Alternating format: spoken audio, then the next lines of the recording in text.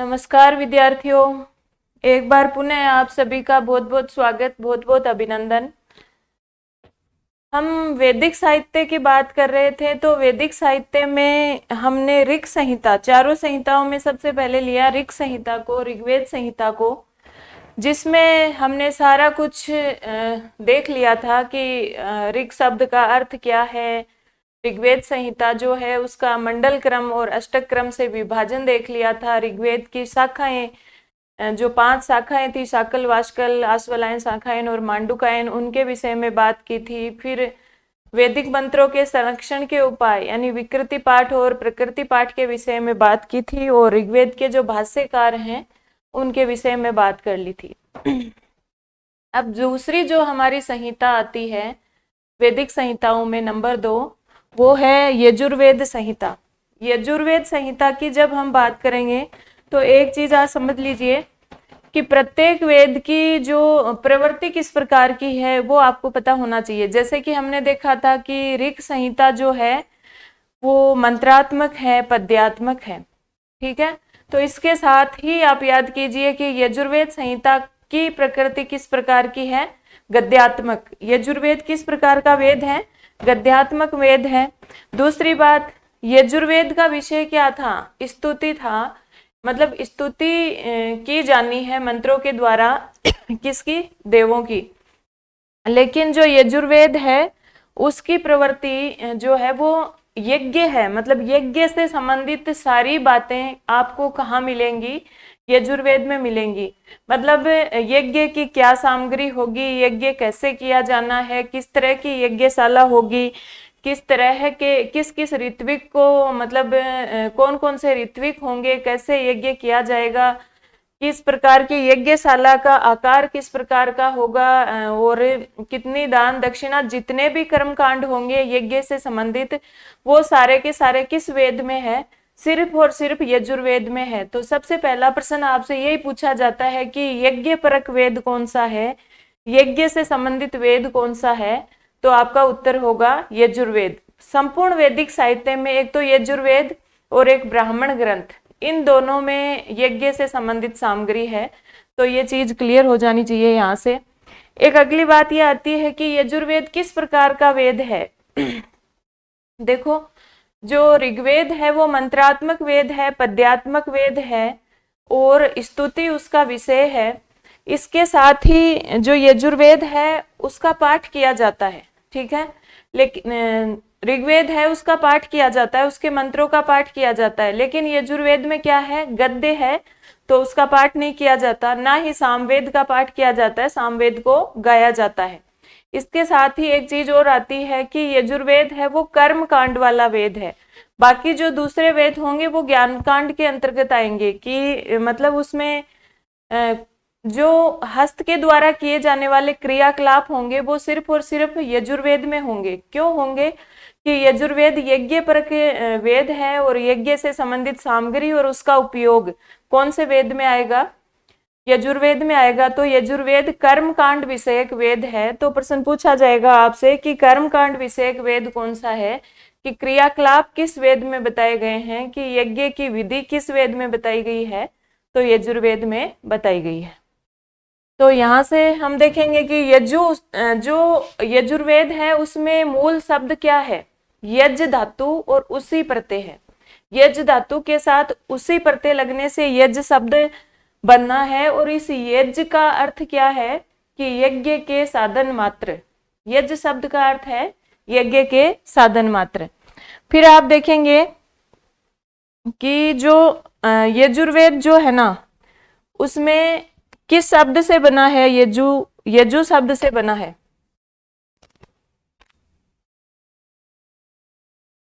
जो हमारा यजुर्वेद है वो यजु शब्द से बना है। तो आप देखते हो कि विसर्ग का रे होता है, सबसे पहले रे होता है, से सजुसो रू से से का रे बनता है, और फिर रे का विसर्ग बन जाता है। तो इसमें 3 शब्द हो गए, एक तो यजुष, एक यजुस और एक यजुहु। तो तीनों में से कोई भी शब्द आपके आ सकता है तीनों ही शुद्ध हैं। यजुर्वेद यजुस शब्द भी हो सकता है, यजुस भी हो सकता है और यजु भी हो सकता है, क्योंकि आपको पता है कि स से रे बना है और रे से विसर्ग बन जाता है। अब इस शब्द के, यजु शब्द के अर्थ पूछे जाते हैं। यजु शब्द के क्या पूछे जाते हैं? अर्थ पूछे जाते हैं। तो इसके 4-5 अर्थ हैं, इनको देख लीजिएगा अच्छे से। मतलब इसका निर्वचन, इसकी परिभाषा कि इस यजु शब्द का मतलब क्या है, तात्पर्य क्या है, ये प्रश्न कई बार पूछा जाता है। तो जैसे हमारे पास 4 ऑप्शन होते हैं ना, तो उसमें 3 वो सही परिभाषा दे देता है, 3 सही निर्वचन दे देगा और 1 गलत देगा। तो ये पांचों अर्थ आपको पता होने चाहिए। जैसे कि सबसे पहले उसने कहा यजुर यजते। सबसे पहला अर्थ क्या होता है? यजुर यजते। यजुर यजते का मतलब है कि निरुक्त के अनुसार है। ये अर्थ कहां पर लिखा हुआ है, ये परिभाषा कहां पर है? यास्क के निरुक्त में है। और यास्क के निरुक्त में क्या कहा गया है कि यजुर यजते। यजुर यजते का मतलब है कि यज्ञ से संबंधित जो मंत्र होते हैं ना, यज्ञ से संबंधित सारे के सारे मंत्र होते हैं, वो यजु कहलाते हैं। यज्ञ से संबंधित जितने भी मंत्र हैं वो यजुस कहलाते हैं या यजु कहलाते हैं। ये तो पहला अर्थ हुआ कि यज्ञ से संबंधित मंत्र यजुस के अंतर्गत आएंगे। यज्ञ के संबंधित जितने भी मंत्र हैं सारे के सारे कहाँ लिखे हुए हैं? यजुर्वेद में लिखे हुए हैं और उनको यजुहु कहते हैं। दूसरी बात उन्होंने कही इज्जते अनेन इति यजुहु। इज्जते अनेन इति यजुहु। अनेन यानी इसके द्वारा, इज्जते यज्ञ किया जाता है, कि इनके द्वारा यज्ञ किया जाता है, इसलिए इन मंत्रों को क्या कहते हैं? यजु कहते हैं। तो अगला जो है वो इज्जते वाला अर्थ हो गया। याद करना है आपको, इज्जते अनेन इति यजु, कि जिन मंत्रों से यज्ञ किया जाता है वो मंत्र यजु कहलाते हैं। तीसरी बात उन्होंने कही अनियत अक्षर अवसानो यजु। नियत यानी निश्चित, और अनियत का मतलब अनिश्चित। अक्षर, अक्षरों की संख्या जहां अनिश्चित हो, अक्षरों की संख्या जहां निश्चित नहीं हो, वो यजु कहलाते हैं। देखो जो ऋग्वेद था ना, उसमें मंत्र थे और ऋग्वेद के प्रत्येक मंत्र में कोई न कोई छंद होता है। आपको पता है ऋग्वेद के प्रत्येक मंत्र में कोई न कोई छंद होता है। जैसे ऋग्वेद में हम अग्नि सूक्त देखते हैं, तो अग्नि सूक्त है वो पूरा पूरा गायत्री छंद में है। इंद्र सूक्त है वो त्रिष्टुप छंद में है। तो आपको पता है जहां जहां छंद होंगे वहां पर अक्षरों की संख्या नियत होगी। जाहिर सी बात है, सामान्य सी बात है कि जहां पर छंद होगा वहां पर अक्षरों की संख्या नियत होगी। लेकिन यजुर्वेद क्या है? यजुर्वेद गद्य है। गद्य में कोई छंद नहीं होता, अक्षरों की कोई बाध्यता नहीं होती, वर्णों की गिनती नहीं होती। तो यजु किसको कहेंगे? अनियत अक्षर अवसानो यजु, कि जहां पर अक्षरों की गिनती नहीं की जाती है वो वाले मंत्र क्या कहलाते हैं? यजुहु कहलाते हैं। ये हमारी तीसरे नंबर की परिभाषा हो गई कि अनियत अक्षर अवसानो यजु। फिर उन्होंने एक बात कही, शेष यजु शब्द है। एक परिभाषा दे दी, शेष यजु शब्द है, कि जो शेष बच गए वो यजु शब्द है, जो शेष बच गए वो यजु हैं। अब ये शेष कौन बच गए? यहाँ पे कुछ भी स्पष्ट नहीं किया। शेष यजु शब्द है कि जो शेष बच गए वो सारे के सारे यजु हैं। लेकिन शेष क्या बचे? हमने देखा कि जो मंत्र थे, जो पद्य थे, जो पद्यात्मक रचना थी, वो सारी की सारी किस में आ गई? वो हमारे ऋग्वेद में आ गई। पद्यात्मक जो सारी बातें थी वो ऋग्वेद में आ गई। और हम आगे देखेंगे सामवेद में कि गीतात्मक सारी बातें थी जो सामवेद में आ जाएंगी। यानी वैदिक साहित्य का जो कुछ पद्य था, पद्य थे, मंत्र थे, वो सारे के सारे ऋग्वेद में चले गए और जो गीत थे वो सारे के सारे सामवेद में चले गए। अब शेष क्या बचा? इसके अलावा जो वैदिक रचना बच गई वो यजु शब्द कहलाती है, ऐसा उन्होंने कहा। तो शेष क्या बच गई? पद्य के बाद और गीत के बाद में क्या बचा? व्याख्या बची, गद्य भाग बचा। तो इससे भी यही स्पष्ट होता है कि जो गद्य भाग है हमारा वो ऋग्वेद के अंतर्गत, यजुर्वेद के अंतर्गत आएगा। तो शेष से यजु शब्द है, जो शेष बच गए वो हमारे यजुर्वेद में आएंगे। ये 4 परिभाषाएं उन्होंने दी। और एक बात उन्होंने और कही, एक प्रयोजनम सा आकांक्षम पद जातम एकम यजु। एक प्रयोजनम सा आकांक्षम पद जातम एकम यजु। इसका मतलब यह है कि एक प्रयोजन से और आकांक्षा सहित जो पद समूह लिखा गया वो यजु कहलाया। इस पूरी लाइन का मतलब यह है कि जो कुछ सार्थक रूप से गद्य में लिखा गया वो वाक्य यजु कहलाते हैं। तो ये 5 परिभाषाएं आपको याद होनी चाहिए। सबसे पहले क्या कहते हैं, यजुर यजते, यास्क निरुक्तकार यास्क कहते हैं यजुर यजते। भले हिंदी याद मत कीजिए, ये 5 आपको लाइन से याद होनी चाहिए। यजुर यजते, इज्जते अनेन इति यजु, अनियत अक्षर अवसानो यजु, से यजु शब्द है। और एक प्रयोजनम सा आकांक्षम पद जातम यजुहु। ये 5 परिभाषाएं साथ के साथ ही याद कर लो, यहीं पे याद कर दो ताकि मतलब फिर से दिक्कत नहीं आए, भूले नहीं आप। सबसे पहले क्या कहते हैं, यजुर यजते, इज्जते अनेन इति यजु, अनियत अक्षर अवसानो यजु, से यजु शब्द है। और एक प्रयोजनम सा आकांक्षम पद जातम यजु। जिन मंत्रों से यज्ञ किया जाता है वो यजु हैं। जिन मंत्रों को यज्ञ में काम में लिया जाता है वो यजु हैं। सबसे पहले तो उन्होंने ये कहा, जिन मंत्रों के द्वारा यज्ञ किया जाता है वो यजु हैं। तीसरी बात ये कही, पद्य के भांति जिसमें अक्षरों की संख्या नियत नहीं होती वो यजु हैं। फिर कहा, पद्यात्मक और गीतात्मक रचना के बाद में जो रचना बच गई वो यजु है। और चौथी बात, 5वीं बात उन्होंने कही, सार्थक पद समूह ही यजु है। हो गई इतनी बात, यहां से क्लियर है, यजुस शब्द के अर्थ स्पष्ट हो गए। फिर उन्होंने कहा कि क्या कहते हैं यहां से, कि जो यजुर्वेद है ना उसको अध्वर्यु वेद कहते हैं। यजुर्वेद को अध्वर्यु वेद कहते हैं। देखो यजुर्वेद के जो ऋत्विक हैं, जो ऋग्वेद के ऋत्विक हैं वो होता थे, यजुर्वेद के अध्वर्यु हैं, सामवेद के उद्गाता हैं और अथर्ववेद के ब्रह्मा हैं। इतनी बात हमने कर ली थी। तो यजुर्वेद को अध्वर्यु वेद कहते हैं। क्यों कहते हैं, देखो हर चीज में लॉजिक है, आप याद करोगे तो आपको रटना कुछ भी नहीं है।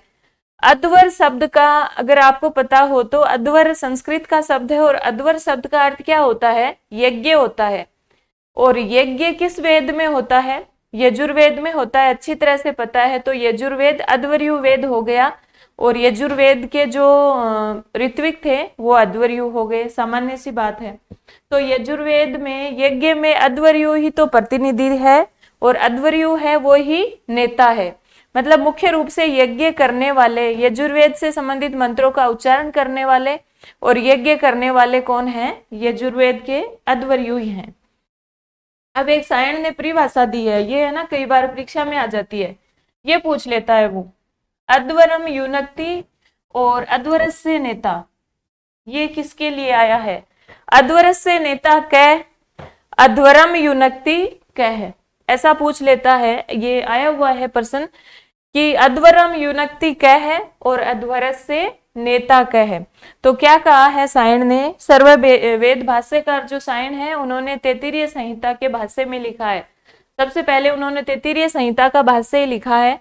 तो क्या कहा है उन्होंने, अध्वर्यु नामक एक ऋत्विक यज्ञ से स्वरूपम निष्पादयति। अध्वर्यु नामक एक जो ऋत्विक है वो यज्ञ के स्वरूप का निष्पादन करता है। तो यज्ञ से स्वरूपम कै निष्पादयति अध्वर्यु और अध्वरम युनक्ति, यही यज्ञ को कहने वाला होता है। और अध्वरस्य नेता, अध्वर का यज्ञ का नेता भी यही होता है। कौन होता है, अध्वर्यु होता है। ये बात कही है सायण ने तैत्तिरीय संहिता के भाष्य में। फिर आप देखेंगे कि जैसे मान लो एक चीज है, ये देखिए यहां से सर्ववेद भाष्यकार जो सायण है, उन्होंने तैत्तिरीय संहिता का भाष्य लिखा है। सबसे पहले आपने देखा था कि भाई जो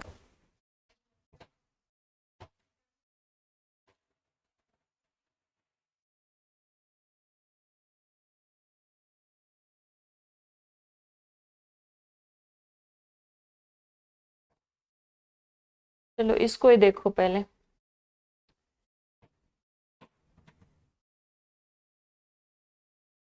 तैत्तिरीय संहिता के भाष्य में सायण ने कहा है, देखो एक चीज को समझो, एक तो जैसे ये दीवार है, ये दीवार है और दीवार के ऊपर चित्र बनाए जा रहे हैं। दीवार के ऊपर हम कोई पेंटिंग बनाते हैं, कोई चित्र बनाते हैं। दीवार को भित्ति कहते हैं, आपको पता है दीवार को भित्ति कहते हैं।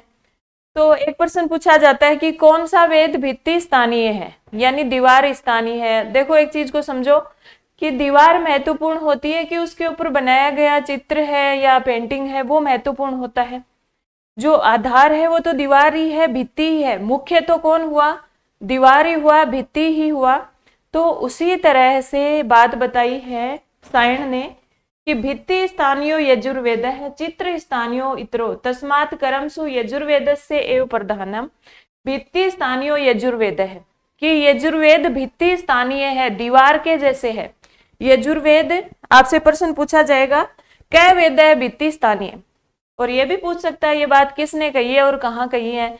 तो आचार्य सायण ने तैत्तिरीय संहिता के भाष्य भूमिका में कही है। तो कौन सा वेद दीवार के माफिक है, दीवार की तरह है। दीवार की तरह हमारा कौन सा वेद है, दीवार की तरह यजुर्वेद है। क्यों है कि भाई यज्ञ से संबंधित सारी बातें, यज्ञ कैसे करना है, उसकी यज्ञशाला कैसे बनानी है, उसका निर्माण कैसे करना है, ऋत्विक कौन कौन से बिठाने हैं, सामग्री कौन कौन सी लानी है, वो सारी बातें, वो आधार स्तंभ कौन तय करेगा, यजुर्वेदी तो करेगा। इसलिए प्रधान वही हुआ, भित्ति स्थानीय वही हुआ। जैसे दीवार को सहारा बनाकर उस पेंटिंग वगैरह बनाई जाती है, उसी तरह से यजुर्वेद का सहारा लेकर, मतलब यजुर्वेद में जो बातें बताई गई है उनके आधार पर संपूर्ण प्रक्रिया करके उसके बाद ही तो सामवेद के गीत और जो ऋग्वेद के जो मंत्र हैं उनका पाठ किया जाता है। अगर दीवार नहीं होगी तो हम चित्र बना लेंगे, हवा में चित्र थोड़ी बनेंगे। वैसे ही अगर यज्ञशाला वगैरह नहीं होगी, सारी सामग्री नहीं जमाई जाएगी, ऋत्विक वगैरह नहीं बिठाए जाएंगे, यानी यजुर्वेद वाला काम नहीं किया जाएगा, तो सामवेद के मंत्रों और सामवेद के गीतों और ये जो ऋग्वेद के मंत्र हैं उनका पाठ हम कहाँ करेंगे, किस आधार पे करेंगे। तो आधार तो चाहिए ना। तो हमारा यजुर्वेद क्या है, भित्ति स्थानीय है, आधार स्थानीय है। तो यहां से बात आपको समझ में आ गई होगी। भित्ति यानी दीवार, और दीवार के माफिक हमारा कौन है, यजुर्वेद। भित्ति स्थानीयो यजुर्वेद है, चित्र स्थानीयो इतरो। यहां से देखो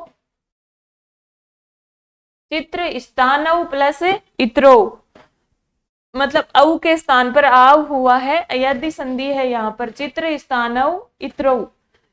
तो इतरो चित्र स्थानव, यजुर्वेद है भित्ति स्थानीयो, चित्र स्थानव इतरो। ये जो दूसरे हैं, दूसरे कौन, यहाँ पे दूसरे का मतलब है ऋग्वेद और सामवेद। ऋग्वेद, सामवेद, अथर्ववेद, आप तीनों को ले सकते हैं यहाँ से कि भित्ति स्थानीय यजुर्वेद है और इत्रो चित्र स्थानीय। और जो यजुर्वेद है वो भित्ति स्थानीय है, और जो सामवेद और ऋग्वेद है वो किस प्रकार के हैं, चित्र स्थानीय है। तो यहाँ से बात आपको समझ में आ गई होगी। ऐसा प्रश्न अगर अब आएगा कि भित्ति स्थानीय कौन है और चित्र स्थानीय कौन है, तो यहाँ से मुझे नहीं लगता कि आप इसको गलत करेंगे कभी भी। अच्छी तरह समझ में आ गया होगा। तो चित्र स्थानीय तो सामवेद और ऋग्वेद अथर्ववेद है, और भित्ति स्थानीय यजुर्वेद है। आगे उन्होंने कहा तस्मात् कर्मसु यजुर्वेदस्य एव प्राधान्यम, इसीलिए कर्मसु, कर्मों में, कर्म कांडों में यजुर्वेद की ही प्रधानता होती है। यानी चारों वेदों में प्रधान कौन है, कर्म कांड की दृष्टि से यजुर्वेदी है। ठीक है, अब बात आती है यजुर्वेद की शाखाओं की। जो यजुर्वेद की शाखाएं हैं उनकी बात हम यहां कर रहे हैं।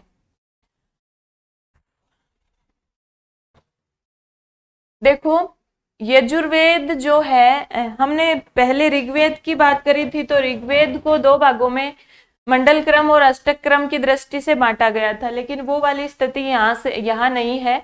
और शाखाएं भी ऋग्वेद की 5 शाखाएं हमने पढ़ी थी और यहाँ पर हमें 6 शाखाएं पढ़नी है। ऐसे तुलनात्मक अध्ययन करिएगा, आप हर चीज को पढ़ते हैं तो पिछली वाली चीज को याद करिएगा। यजुर्वेद का विभाजन हमने दो दृष्टि से किया था, दो भागों में यजुर्वेद ऋग्वेद को विभाजित नहीं किया था। ऋग्वेद को मंडल क्रम और अष्टक क्रम की दृष्टि से विभाजित किया था, लेकिन यजुर्वेद को हमें दो भागों में विभाजित करना है। देखो, एक है शुक्ल यजुर्वेद, एक तो है शुक्ल यजुर्वेद और दूसरा हमारा कृष्ण यजुर्वेद। एक शुक्ल यजुर्वेद और दूसरा कृष्ण यजुर्वेद। शुक्ल यजुर्वेद क्यों है और कृष्ण यजुर्वेद क्यों है? कृष्ण मतलब क्या होता है? काला, अस्वच्छ, और शुक्ल का मतलब क्या होता है? सफेद और स्वच्छ। तो शुक्ल यजुर्वेद को स्वच्छ क्यों कहा गया है और कृष्ण यजुर्वेद को कृष्ण क्यों कहा गया है? पहले तो आप इस बात को समझो। विनियोग अमिश्रत्वम शुक्लम, ये प्रश्न पूछा जाएगा। विनियोग अमिश्रत्वम किम और विनियोग मिश्रत्वम किम। यहाँ विनियोग का क्या तात्पर्य है? देखो, विनियोग माने क्या होगा? विनियोग मतलब होता है व्याख्या। किसी मंत्र की साथ में व्याख्या की जाए ना, ये बताया जाए कि इस मंत्र के देवता ये हैं, इस मंत्र के ऋषि ये हैं, इस मंत्र में ये छंद है, ऐसे सारी बातें व्याख्या साथ में की जाए तो उसको विनियोग कहते हैं। तो शुक्ल यजुर्वेद में तो क्या है कि उसमें सिर्फ और सिर्फ मंत्र हैं, विशुद्ध मंत्र हैं। देखिए, यज्ञ से संबंधित विशुद्ध मंत्र हैं। और कृष्ण यजुर्वेद में भी तो क्या है? मंत्र तो है ही है, पता ही है। जो यज्ञ से संबंधित मंत्र हैं वो तो कृष्ण यजुर्वेद में भी है, लेकिन मंत्रों के साथ उनकी व्याख्या और विनियोग का मिश्रण है। तो मिश्रित होने के कारण ये क्या हो गया? अस्वच्छ हो गया, काला हो गया। और शुक्ल यजुर्वेद विशुद्ध है, यानी उसमें कुछ भी मिलावट नहीं है। ऐसे समझो, कृष्ण यजुर्वेद काला इसलिए है क्योंकि उसमें मिलावट है। मिलावट किसकी है? उसमें मिलावट है विनियोग की। और विनियोग माने क्या होता है? किसी भी मंत्र की साथ में व्याख्या होना, उसके ऋषि, देवता, छंद आदि के बारे में बताना। तो विनियोग अमिश्रित्वम शुक्लम। यहाँ देखो, ऐसे विनियोग के साथ में ए है और उधर अमिश्रित का ए मिलकर के ए प्लस ए बराबर आ हो गया है दीर्घ संधि में। तो यहाँ पर आ हो गया, इसका मतलब ये क्या है? विनियोग। इसके टुकड़े करेंगे तो विनियोग अमिश्रित्वम शुक्लम, यानी जहां विनियोग का मिश्रण नहीं है, शुद्ध मंत्र है, विशुद्ध मंत्र है, वो तो हुआ शुक्ल यजुर्वेद। और जहां विनियोग मिश्रित्वम, जहां विनियोग का मिश्रण है, वो क्या हुआ? कृष्ण यजुर्वेद। तो विनियोग का मिश्रण शुक्ल यजुर्वेद में नहीं है, यानी अमिश्रण है, विनियोग है ही नहीं। किसमें? शुक्ल यजुर्वेद में।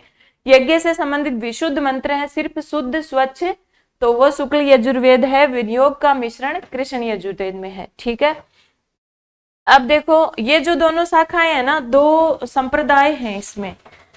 देखो, इस बार राजस्थान कॉलेज लेक्चरर में प्रश्न आया था, इस 2023 वाली जो परीक्षा पीछे हुई है उसमें कि शुक्ल यजुर्वेद का संबंध किस संप्रदाय से है और कृष्ण यजुर्वेद का संबंध किस संप्रदाय से है। तो यजुर्वेद के दो संप्रदाय हैं, एक आदित्य संप्रदाय और दूसरा क्या है? ब्रह्म संप्रदाय।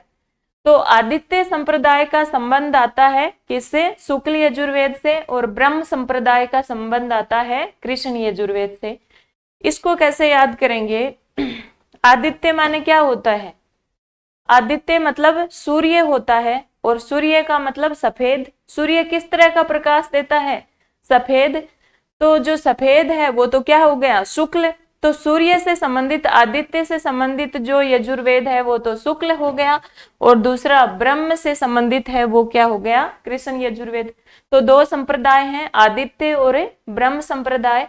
आदित्य शुक्ल यजुर्वेद से संबंधित है, आदित्य संप्रदाय से संबंधित शुक्ल यजुर्वेद है, और ब्रह्म संप्रदाय से संबंधित कृष्ण यजुर्वेद है। ठीक है, अब एक बात आती है कि जो शुक्ल यजुर्वेद है ना, वो याज्ञवल्क्य ऋषि द्वारा आख्यात है। आपको पता है कि शुक्ल यजुर्वेद का मतलब याज्ञवल्क्य ऋषि, याज्ञवल्क्य ऋषि ही शुक्ल यजुर्वेद के ऋषि आते हैं। यानी इनका जो आख्यान स्वरूप है, इसका संपूर्ण जो विवेचन है, अध्ययन है, वो याज्ञवल्क्य ऋषि ने ही किया है। तो याज्ञवल्क्य ऋषि द्वारा आख्यात यजुर्वेद कौन सा है? शुक्ल यजुर्वेद।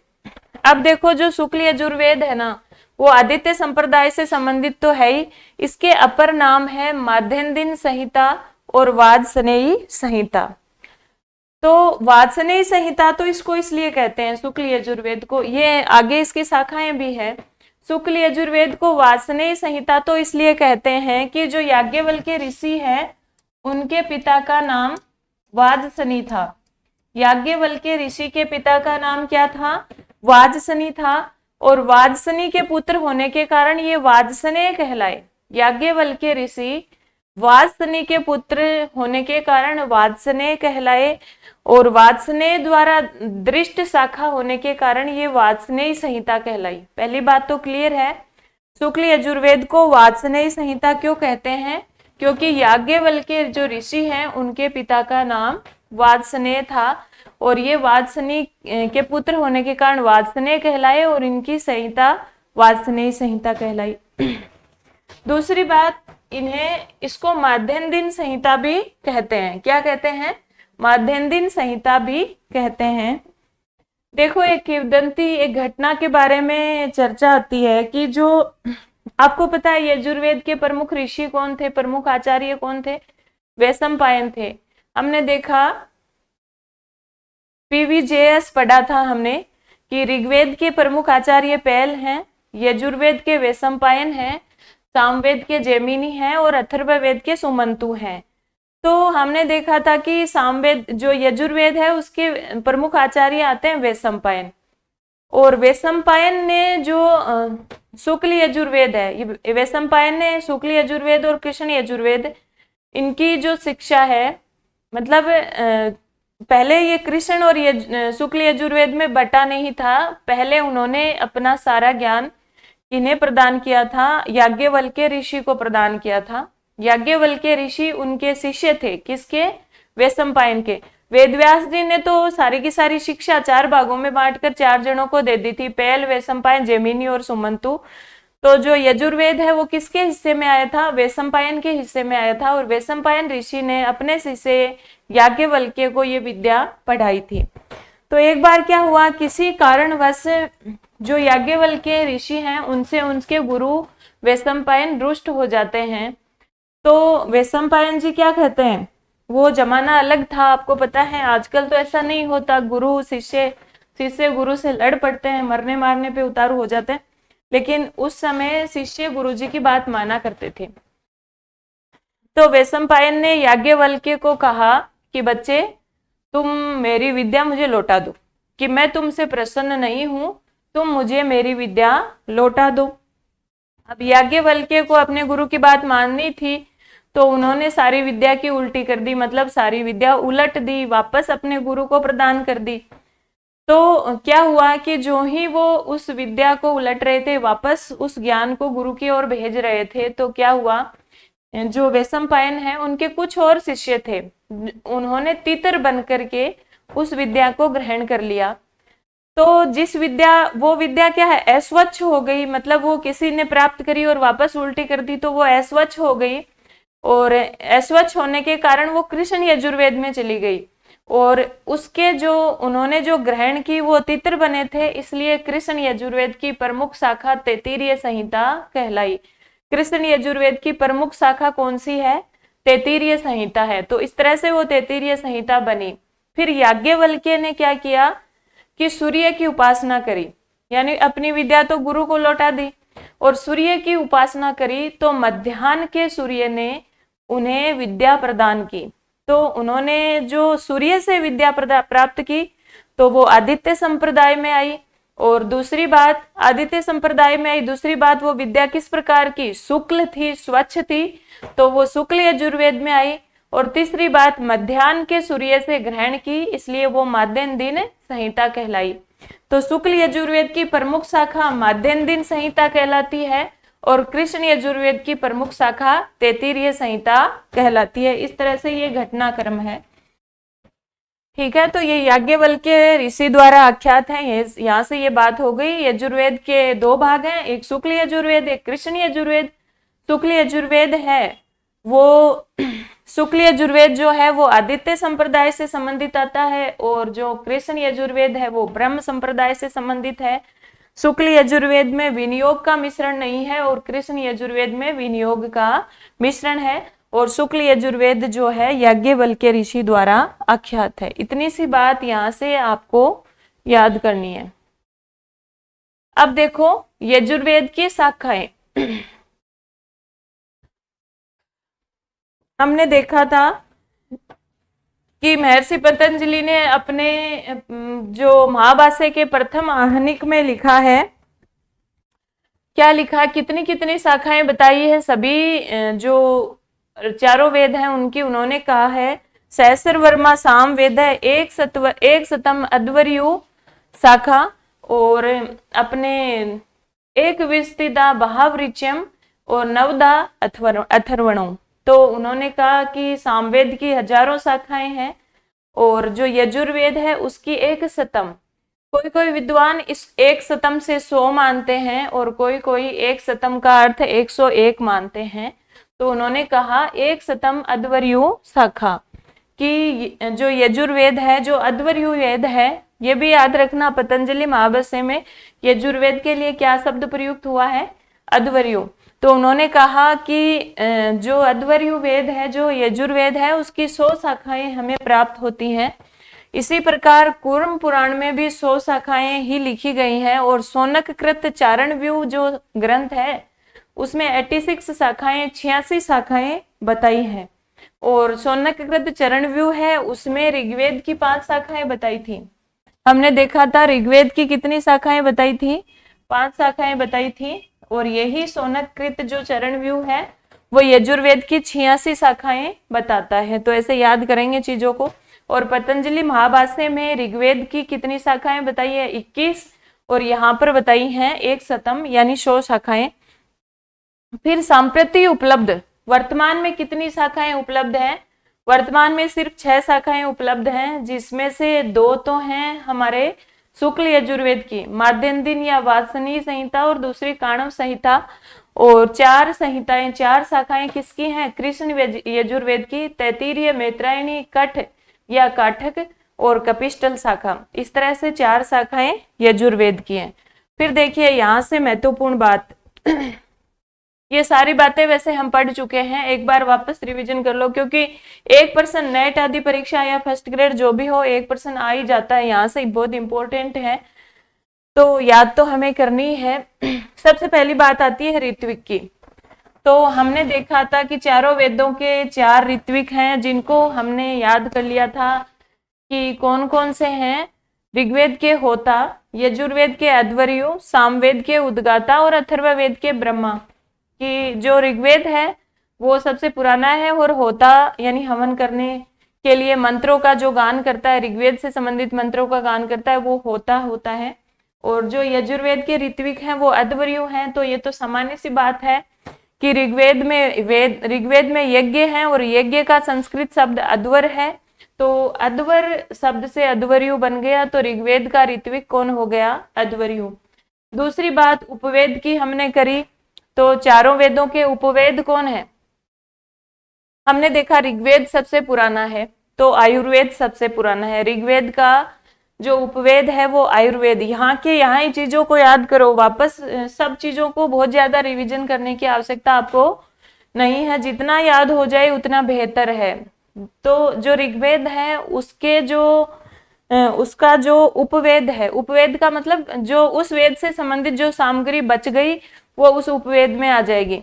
तो ऋग्वेद का उपवेद कौन हो जाएगा, आयुर्वेद। क्यों, क्योंकि ऋग्वेद सबसे पुराना है और आयुर्वेद सबसे पुराना है। दूसरी बात, जो यजुर्वेद है उसमें रेफ है, और धनुर्वेद में भी रेफ है। ऐसे जोड़ लो कैसे भी चीजों को, यजुर्वेद धनुर्वेद एक जैसे लगते हैं। तो यजुर्वेद का उपवेद धनुर्वेद हुआ। वैशंपायन इसके मुख्य आचार्य हैं, हमने याद किया था PVJS, पहल वैशंपायन जैमिनी सुमंतु। तो यजुर्वेद के आचार्य वैशंपायन है। प्रधान वेद, जो प्रधान देवता, आपको पता है ऋग्वेद की उत्पत्ति अग्निदेव से हुई है और वही उस वेद के प्रमुख देवता हैं। और यजुर्वेद की उत्पत्ति किससे हुई है? वायु से। तो यजुर्वेद के प्रमुख देवता वायु होंगे। और ऐसे याद कर लो कि हवन, यजुर्वेद में क्या होगा? हवन किया जाएगा, यज्ञ किया जाएगा। तो अगर वायु देवता होंगे, वायु देवता प्रसन्न रहेंगे, तो जो हमारा यज्ञ होगा, वो हवन होगा, वो निष्कंटक संपन्न होगा। तो यजुर्वेद का संबंध किस देवता से आएगा? वायु देवता से। ऋग्वेद तो अग्नि देवता से संबंधित वेद था, लेकिन यजुर्वेद में हम क्या करेंगे? यज्ञ करेंगे, हवन करेंगे। और हवन में हमें किसको प्रसन्न रखना होगा? वायु देवता को प्रसन्न रखना होगा, क्योंकि अगर वायु तीव्र गति से चलेगी तो हमारा यज्ञ संपन्न नहीं हो सकेगा। तो वायु देवता को प्रसन्न रखना आवश्यक है। तो यजुर्वेद के प्रमुख देवता वायु हो गए। अब हमने देखा था कि ऋग्वेद का संबंध अपने भूलोक से था, पृथ्वी लोक से था, और जो यजुर्वेद है उसका संबंध अंतरिक्ष लोक से होगा। क्यों होगा?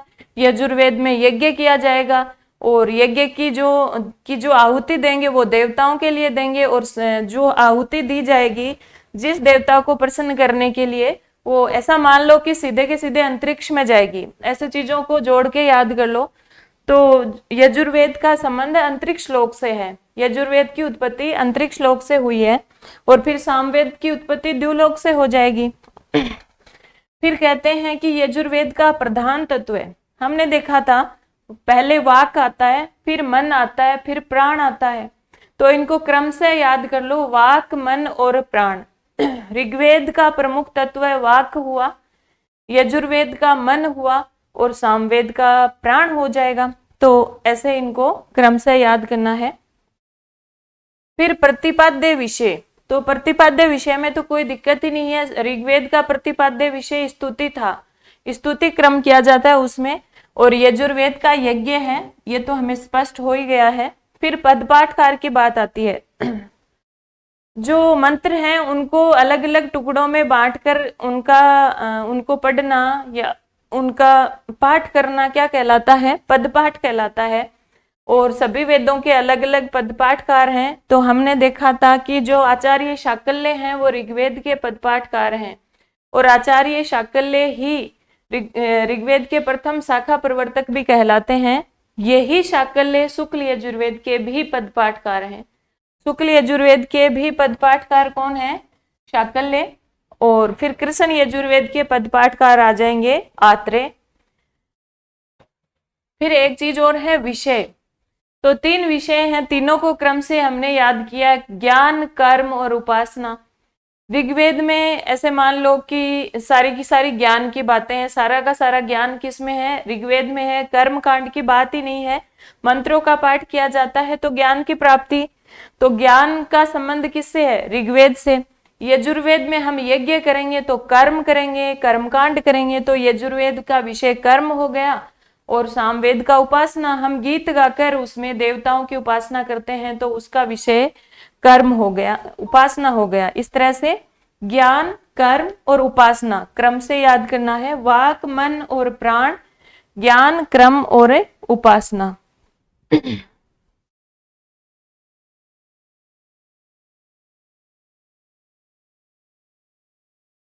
अब देखिए यजुर्वेद की शाखाएं।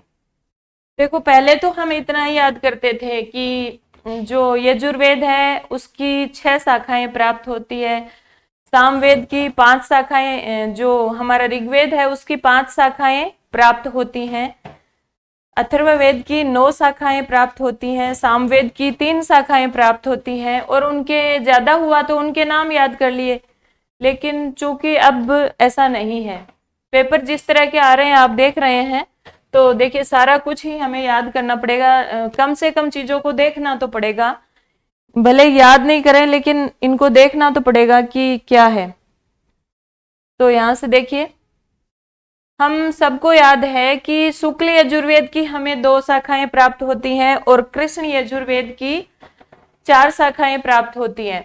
अब ये 2 शाखाएं और 4 शाखाएं जो हैं उनमें से जो इम्पोर्टेंट 2-3 शाखाएं हैं उनका आपको विभाजन याद करना है और कुछ नहीं करना, कि उनका आगे विभाजन किस तरह से हुआ है। ठीक है, तो ये चीज यहां से देखनी है। शुक्ल यजुर्वेद में देखो सबसे पहली शाखा है माध्यन्दिन या वाजस्नेयी संहिता। अभी अभी आपको बताया था कि प्रमुख इसके आख्यात ऋषि हैं वो याज्ञवल्क्य हैं, और याज्ञवल्क्य के पिता का नाम वाजसनेय था, और वाजसनेय के पुत्र होने के कारण ये वाजसनेय कहलाए, और ये शाखा वाजस्नेयी संहिता कहलाई। और मध्याह्न के सूर्य से उन्होंने ज्ञान की प्राप्ति करी थी वैशंपायन के रुष्ट होने के बाद, तो ये शाखा माध्यन्दिन संहिता कहलाई। तो शुक्ल यजुर्वेद की पहली संहिता क्या कहलाई? माध्यन्दिन या वाजस्नेयी संहिता कहलाई।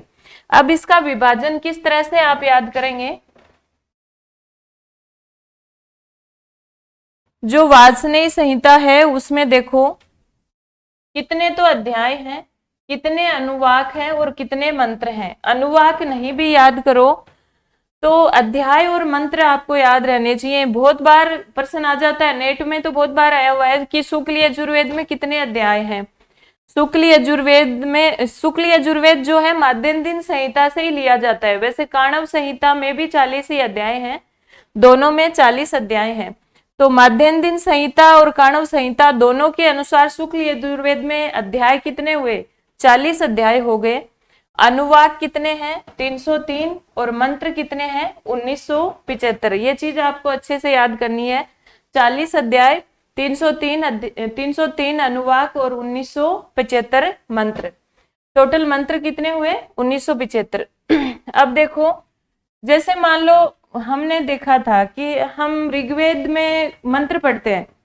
जैसे सबसे पहला मंत्र है अग्निमीले पुरोहितम होतारम रत्न धात्मम वाला मंत्र पढ़ते हैं, तो उस मंत्र के आगे क्या लिखा हुआ है? ऐसे लिखा हुआ होगा 1 1 1।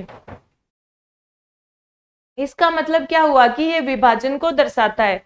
ये कहता है कि यह जो मंत्र है ऋग्वेद के प्रथम मंडल के प्रथम सूक्त का प्रथम मंत्र है, ऐसी बात कहता है वो मंत्र। उसके आगे ये लिखी हुई संख्या ये कहती है कि ये जो मंत्र है ऋग्वेद के प्रथम मंडल का प्रथम सूक्त का प्रथम मंत्र है। लेकिन शुक्ल यजुर्वेद में 2 संख्याएं रहती है। जैसे ये लिखा हुआ है 40.1, और ये वाला मंत्र है। जैसे शुक्ल यजुर्वेद का 40वां अध्याय ईशावास्य उपनिषद कहलाता है, और उसका मंत्र है ईशावास्यम इदम सर्वम जगतम जगत्याम जगतम वाला मंत्र है।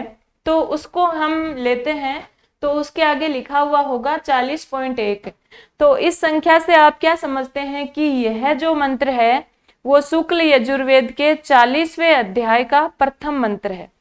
आई बात समझ में कि यह शुक्ल यजुर्वेद के 40वें अध्याय का प्रथम मंत्र है। तो इस तरह से मतलब ये अंतर क्या हुआ? ऋग्वेद में 3 संख्याएं रहती है। ऋग्वेद के किसी भी मंत्र पे 3 संख्याएं रहती है, मंडल, सूक्त और मंत्र। लेकिन शुक्ल यजुर्वेद में 2 संख्याएं रहेंगी, और उसका मतलब क्या होगा कि ये पहली जो संख्या है उसका अर्थ होगा अध्याय, और दूसरी संख्या का मतलब होगा मंत्र। तो इस तरह से 40 अध्याय 1975 मंत्र हैं। यजुर्वेद में शतपथ ब्राह्मण के अनुसार, शुक्ल यजुर्वेद का प्रमुख ब्राह्मण शतपथ ब्राह्मण है। शतपथ ब्राह्मण के अनुसार ऋग्वेद में अक्षरों की संख्या 2,88,000 है। यजुर्वेद में 2,88,000 है, और ऋग्वेद में हमने देखा था कि 4,32,000 अक्षर हैं। ये अक्षरों की गणना भी अब आजकल याद करनी पड़ती है, पहले इनका इतना नहीं आता था, लेकिन प्रश्न आने लग गए अब इस तरह के, तो क्या करें। तो संख्या, अक्षरों की संख्या भी आपको याद करनी है, 2,88,000।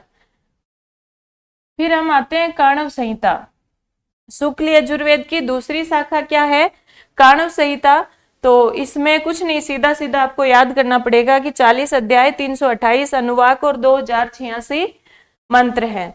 अब एक चीज आपको यहाँ से याद करनी है, आपसे प्रश्न पूछ सकता है वो, हमें हर चीज में से प्रश्न निकालना है कि कहीं से भी गलती नहीं हो। वो देखो, मंत्र आपने याद कर लिए, अध्याय दोनों में 40-40 हैं, बराबर हैं, अच्छी बात है। दोनों में, दोनों के अलग अलग नहीं याद करने। अब यहाँ पर 1975 मंत्र है, यहाँ पर 2086 मंत्र है। अगर वो आपसे प्रश्न पूछेगा शुक्ल यजुर्वेद की जो माध्यन्दिन संहिता है वो काणव संहिता जो है उसमें मंत्रों की संख्या में कितना अंतर है, कितना डिफरेंस है दोनों में। तो आपको क्या याद करना है कि काणव संहिता में 111 मंत्र अधिक हैं। अगर दोनों की आपको मंत्र संख्या याद है ना तो आप आराम से निकाल लेंगे। 2086 में से 1975 माइनस करेंगे तो 111 मंत्र अधिक हैं। ठीक है, ये बात हो गई यहां से शुक्ल यजुर्वेद की संहिताओं की। अब देखो इस बार का जो पेपर आया है उसी को आधार मानकर हमें चीजों को पढ़ना होगा भाई, क्योंकि जो आया था उससे तो बेहतर आएगा, उससे कम या उससे सरल की तो उम्मीद आप रखिएगा मत। तो इस बार एक प्रश्न आया था कि जो शतपथ ब्राह्मण है उसमें सबसे पहले कौन सा यज्ञ है। आपको पता है कि ब्राह्मण ग्रंथों में भी यज्ञ हैं और यजुर्वेद में भी यज्ञ हैं।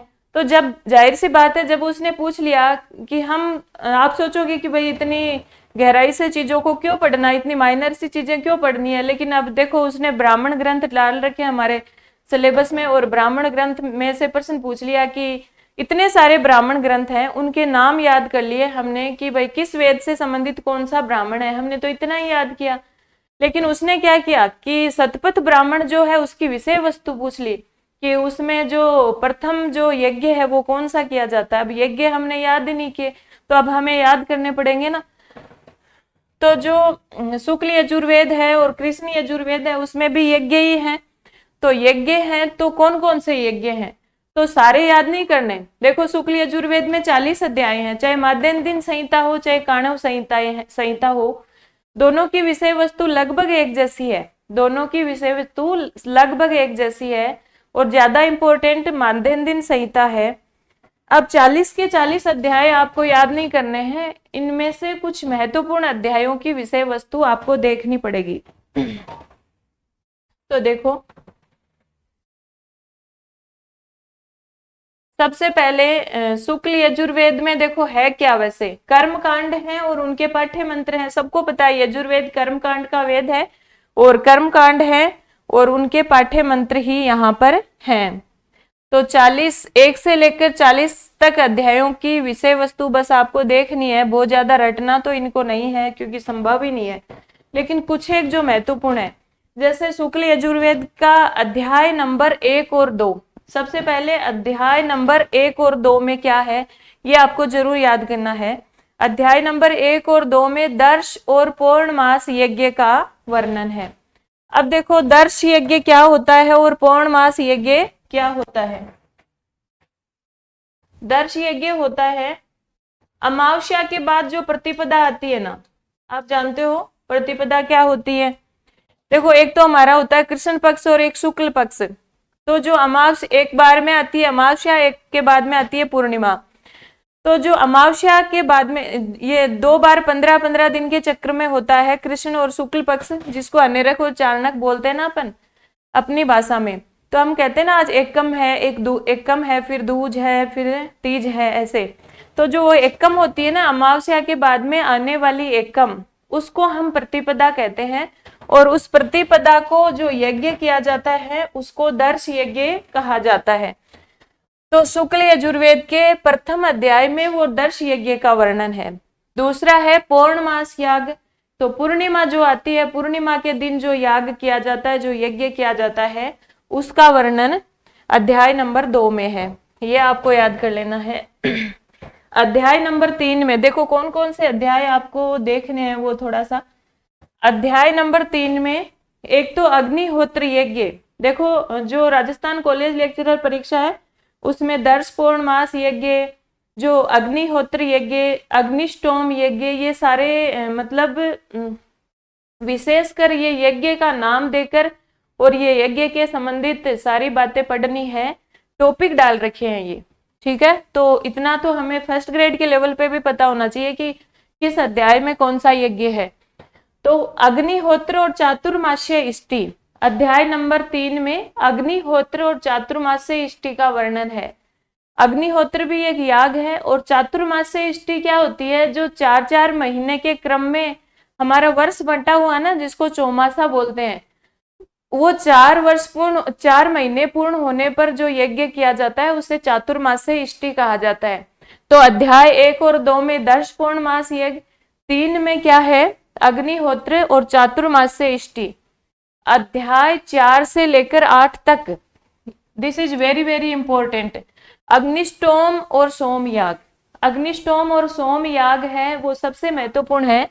अग्निष्टोम और सोमयाग का वर्णन 4 से लेकर 8वें अध्याय तक है, और याद कर लेंगे इनको अच्छे से। अग्निष्टोम स्वर्ग की कामना से किया जाता है। ज्योतिष्टोम स्वर्ग कामो यजेत और अग्निष्टोम स्वर्ग कामो यजेत। अग्निष्टोम को भी स्वर्ग की कामना से किया जाता है। स्वर्ग प्राप्ति के लिए हम कौन सा यज्ञ करना पड़ेगा, हमें अग्निष्टोम, ठीक है। और एक सोम याग आता है। सोम याग में क्या किया जाता है, वो सोम रस जो होता है ना, सोम के पौधे वाला, उसको दूध में मिलाकर उसकी आहुति दी जाती है, ठीक है। और इसमें पुरोहितों की संख्या 16 होती है और ये 5 दिन तक चलता है। यानी जो चारों वेद हैं उनके 4-4 पुरोहित होते हैं, तो सोम याग में 16 पुरोहित होते हैं। 9वें और 10वें में वाजपेयी और राजसूय यज्ञ याग है। मतलब इसमें क्या होता है, राजा के जो अधिकार हैं, कर्तव्य है, कौन से यज्ञ करने हैं, वो सारी बातें इसमें बताइए। तो ये 4 चीजें तो आपको याद करनी ही करनी है। अध्याय 1 व 2 में 10 पूर्णमास यज्ञ और अध्याय 3 में अग्निहोत्र और चातुर्मास्य इष्टि। अध्याय 4 से 8 में अग्निष्टोम और सोम याग है। फिर जो 9 और 10 है उसमें वाजपेयी और राजसूय याग है। इतना तो याद हो जाएगा आराम से। फिर जो अध्याय 11 से 18 है इनको भी एक बार देख लीजिएगा सरसरी दृष्टि से, ताकि प्रश्न गलत न हो। कि अग्निचय और विविध प्रकार की वेदी। देखो अग्निचय क्या होता है, जो यज्ञ किया जाता है उसमें हवन में जो अग्नि है वो किस प्रकार की लाई जाती है और किस तरह से उसका उपयोग किया जाता है, उसकी भी विधि होती है। तो उस अग्निचय की विधि का जो वर्णन है वो 11 से 18 में है। और विविध प्रकार की वेदी, यानी जो यज्ञ वेदी है वो कई बार सेन के आकार की होती है, कई बार गरुड़ के आकार की होती है। तो वो वेदी किस तरह की बनानी है वो 11 से 18 में है। अब ये 11 और 18 के बीच में दो जो है ना, 2 अध्याय बहुत महत्वपूर्ण है। एक 16वां अध्याय, एक 18वां अध्याय। 16वें अध्याय को रुद्र अध्याय, 16वें अध्याय को क्या कहते हैं, रुद्र अध्याय कहते हैं, क्योंकि इसमें शतरुद्रीय होम का वर्णन है। यानी रुद्र देवता से संबंधित है 16वां अध्याय। और इसको नमका अध्याय भी कहते हैं, क्योंकि इसमें बहुत बार रुद्र को, यहाँ पर शिव को रुद्र के रूप में प्रस्तुत किया है और शिव के 6 नामों का वर्णन भी इसी में है।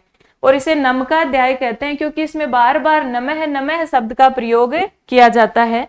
तो आपसे प्रश्न पूछेगा रुद्राध्याय कौन सा है, 16वां अध्याय। शतरुद्रीय होम का वर्णन किस में है, शुक्ल यजुर्वेद के 16वें अध्याय में। और नमका अध्याय भी किसको कहते हैं, हमारे 16वें अध्याय को कहते हैं। और 18वां अध्याय है ना, वो भी रुद्र से संबंधित है और उसको चमका अध्याय कहते हैं। क्यों, क्योंकि उसमें चमह चमह शब्द का प्रयोग हुआ है। तो याद कर लीजिए ऐसे, रुद्र 16 बार नमक खाकर 18 बार चमकता है। रुद्र 16 बार नमक खाकर 18 बार चमकता है। इससे आपको याद हो जाएगा। 16वें अध्याय को रुद्राध्याय कहते हैं और नमका अध्याय भी कहते हैं, और 18वें अध्याय को चमका अध्याय कहते हैं। बहुत इंपॉर्टेंट है, काफी बार प्रश्न आया हुआ है 16वें अध्याय और 18वें अध्याय का, कि रुद्राध्याय कौन सा है, 16वां अध्याय, और नमका अध्याय कौन सा है, 16वां, और चमका अध्याय कौन सा है, 18वां अध्याय। तो रुद्र 16 बार नमक खाकर 18 बार चमकता है। फिर आप देखेंगे कि जो 19 से 21 है उसमें सोत्रामणी याग का वर्णन है। सोत्रामणी याग का मतलब है कि अगर कोई राजा है उसको राज सिंहासन से हटा दिया जाता था ना, तो उसके बाद वो अपने राज्य को पुनः प्राप्ति के लिए सोत्रामणी याग का याग में आहुति वगैरह देता था। फिर 22 से 25 है ना, उसमें अश्वमेघ यज्ञ है। ये आपको याद करना है, ये इंपॉर्टेंट है। जो इंपॉर्टेंट है उनको थोड़ा ढंग से याद करिएगा आप। अश्वमेध यज्ञ 22 से 25। फिर 26 से 29 तो खिल अध्याय है, मतलब इसमें उन्हीं का रिपीटेशन किया गया है, तो इसमें कुछ नहीं देखना आपको। फिर ये जो है ना 22 से 25 के मध्य एक 23वां अध्याय है। एक तो 23वां अध्याय, एक 32वां अध्याय, उसमें 1 से लेकर 5 तक के मंत्र प्रजापति मंत्र कहलाते हैं, ये थोड़ा सा देख लीजिएगा। फिर है ना 30वां अध्याय पुरुष मेध कहलाता है। इसमें संपूर्ण सृष्टि को एक विराट पुरुष के रूप में लेकर यज्ञ की बात की गई है। 31वां अध्याय है वो पुरुष सूक्त या विष्णु सूक्त कहलाता है, ये भी आपको ध्यान देना है थोड़ा सा।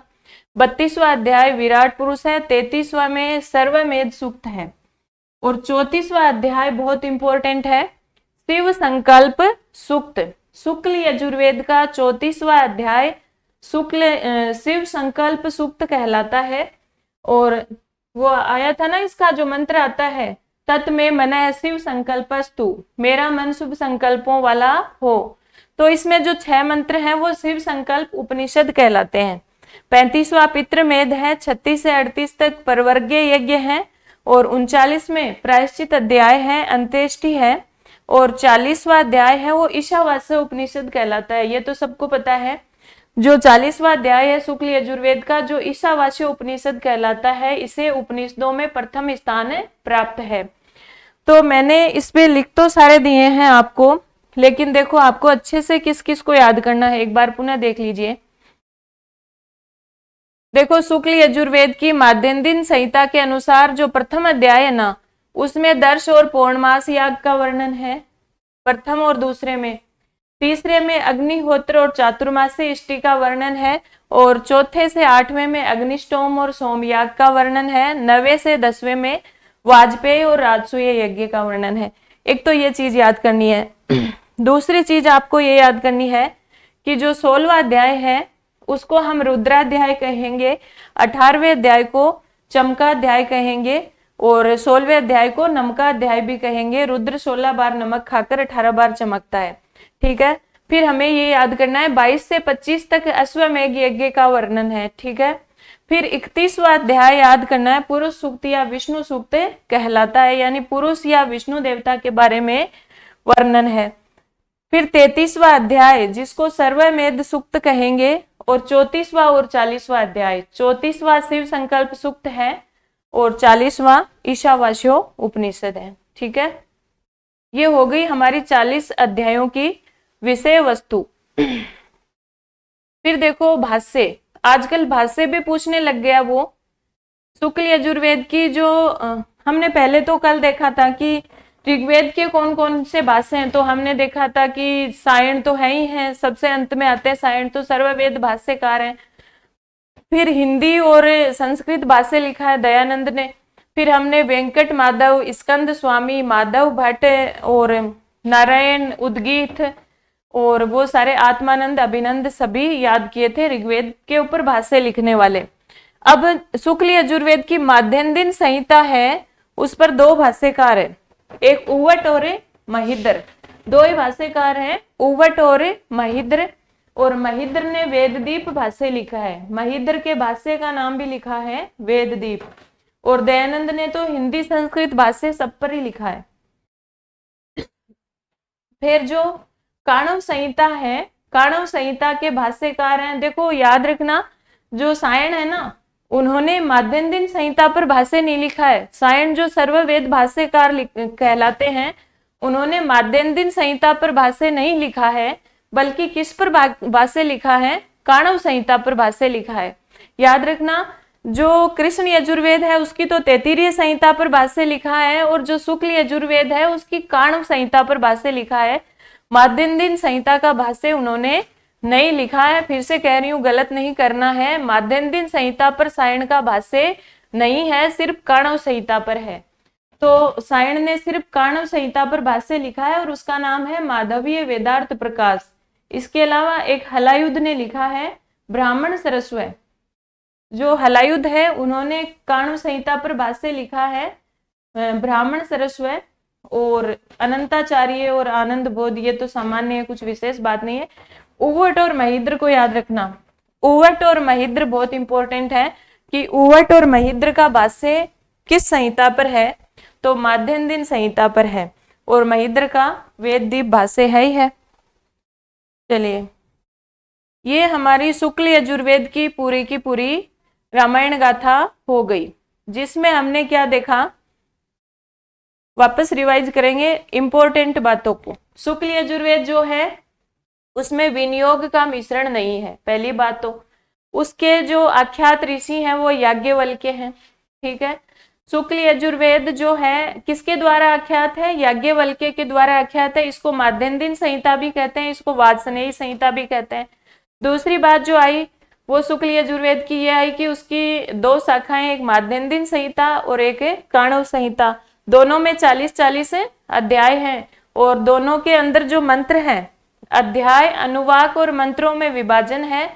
तो 40 अध्याय 1975 मंत्र हैं और दूसरे में 40 अध्याय और 323 अनुवाक और 2086 मंत्र हैं और दोनों के बीच में 111 मंत्र का अंतर है। ये चीज हमने देखी।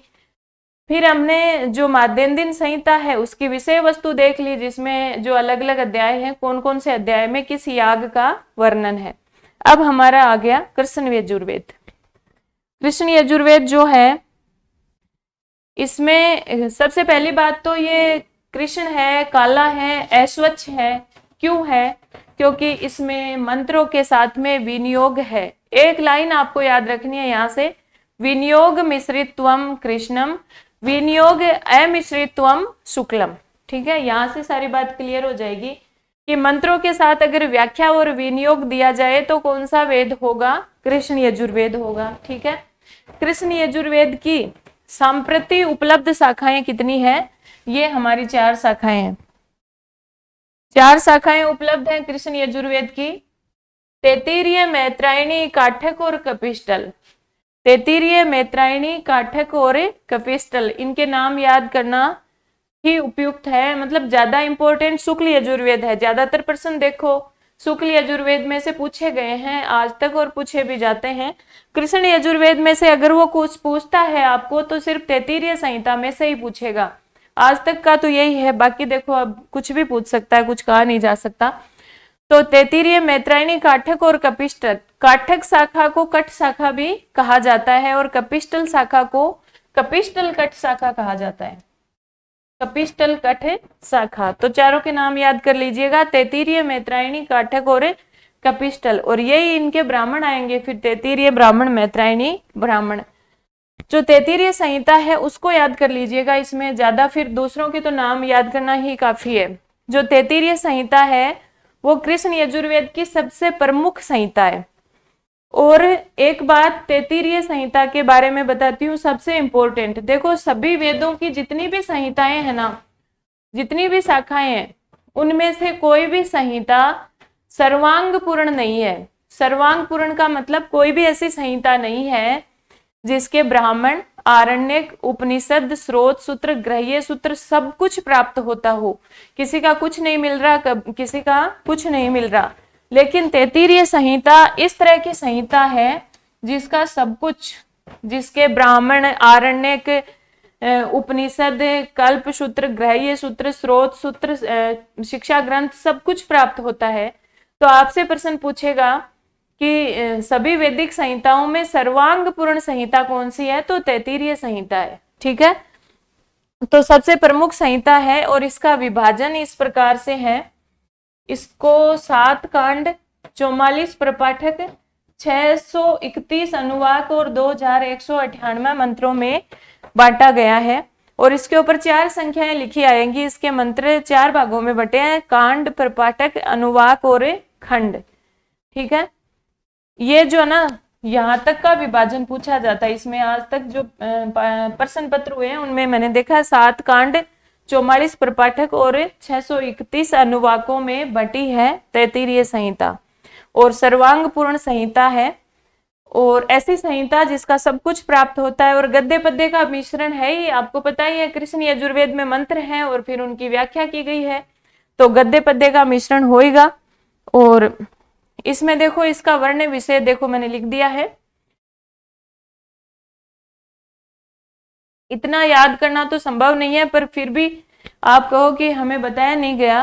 तो जिस तरह से शुक्ल यजुर्वेद के 40 अध्यायों में याग थे, यज्ञ थे, तो वैसे ही इसमें भी दिए गए हैं, तैत्तिरीय संहिता में भी दिए गए हैं।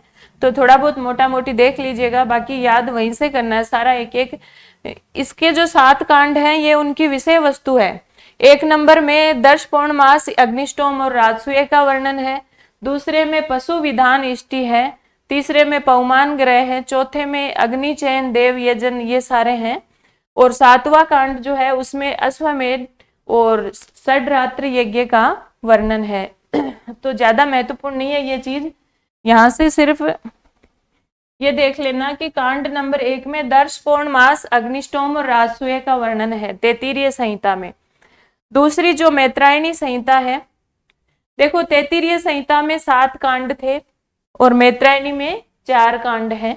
4 कांड 54 प्रपाठक और 3144 मंत्र है।